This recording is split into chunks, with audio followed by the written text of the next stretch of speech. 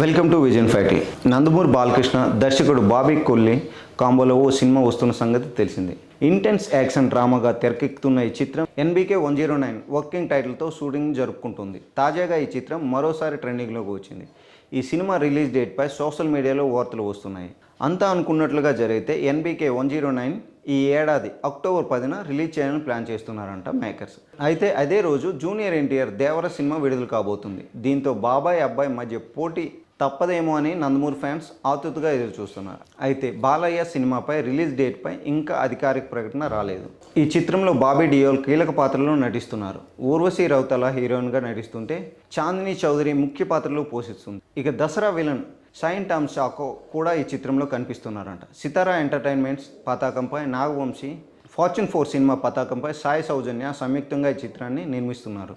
తమన్ ఈ సినిమాకి మ్యూజిక్ అందిస్తున్నారు. గతేడాది వాల్తేరు వీరయ్య చిత్రంలో బ్లాక్ బస్టర్ అందుకున్న director Bobby megastar Chiranjeevi, mass Maharaja రవితేజతో చేసిన ఈ చిత్రంలో 100 కోట్లకు పైగా వసూళ్లు సాధించింది. ఇక ఈ దసరాకి బాక్సాఫీస్ దగ్గర గట్టి పోటీని కనిపిస్తుంది. Pawan Kalyan stylish action cinema OG September 27న విడుదల కానుంది. ఆ తర్వాత ఎన్టీఆర్ దేవరా అక్టోబర్ 10న గ్రాండ్గా రిలీజ్ కాబోతుంది.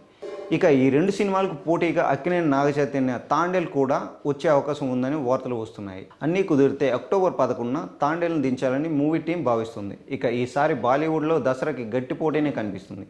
ఇక బాలయ్య సినిమా కూడా వస్తే పోటీ మామూలుగా ఉండదు. మరోవైపు mega power star Ram Charan నటిస్తున్న గేమ్ చేంజర్ కూడా సరైన రిలీజ్ డేట్ కోసం ఎదురు చూస్తున్నారంట. ఒకవేళ ఈ పెద్ద సినిమాల్లో ఏదైనా సినిమా పోస్ట్ పోన్ అయితే లేదా ప్రీ ఫోన్ అయితే గేమ్ చేంజర్ బరిలోకి దింపాలని నిర్మాత దిల్ రాజు భావిస్తున్నారంట.